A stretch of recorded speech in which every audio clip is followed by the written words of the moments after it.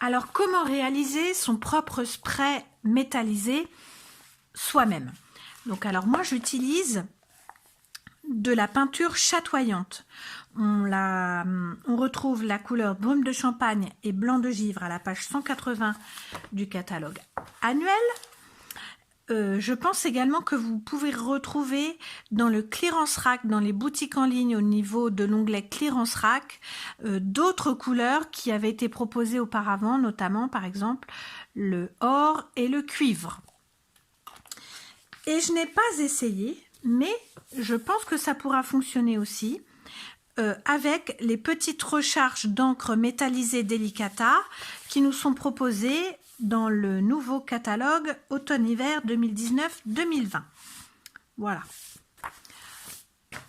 Et j'utilise également les petits sprays spritzer, les Stampin' Spritzer, qui sont en fait des petits tubes avec un réservoir et un mécanisme de spray.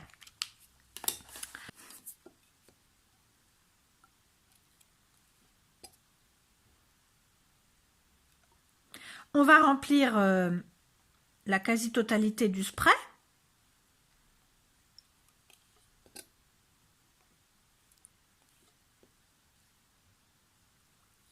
Voilà. Bon, bien sûr, on n'est pas obligé de tout mettre, hein. Oh.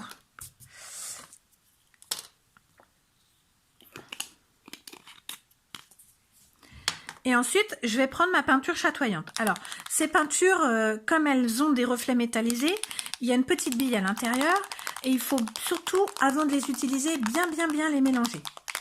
Et on ne va pas avoir besoin de beaucoup de peinture. Quelques gouttes vont suffire.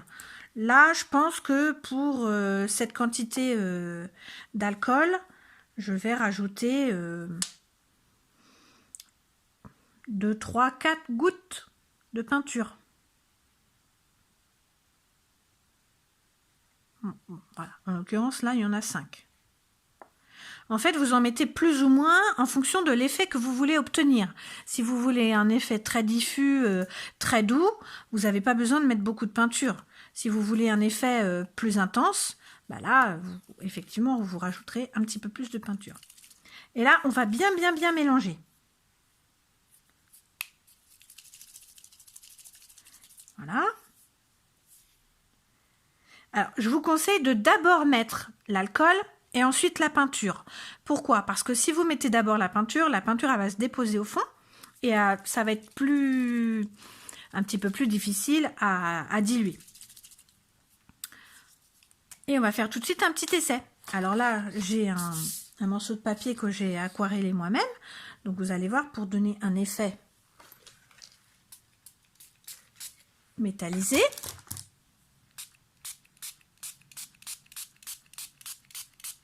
Eh bien, on en met plus ou moins selon l'effet qu'on veut réaliser. Alors, comment ça donne à la caméra? Est-ce que vous voyez bien? Je vais peut-être prendre une chute de papier noir. Alors, pour ce faire, on va prendre le réservoir Stampin' Spritzer. On va prendre de l'alcool modifié.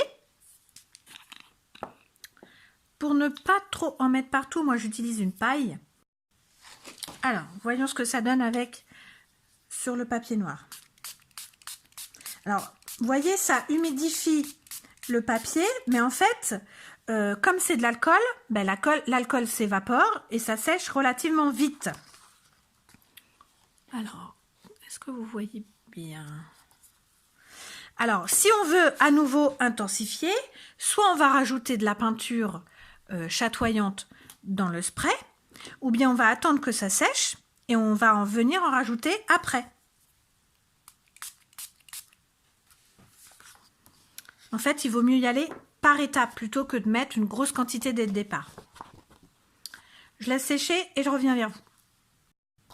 Alors voilà, mon papier est sec désormais. Donc, vous voyez, ça donne un effet très délicat, très chic même, je trouve. Et ça apporte vraiment la petite touche qui peut nous manquer parfois sur nos projets. Alors, ce spray métallisé avec la peinture chatoyante va vous permettre de réaliser des fonds pour des fonds de cartes, des fonds de page. Mais on peut aussi, par exemple, les utiliser avec un pochoir pour donner un effet ou pour faire son propre papier à motif, par exemple.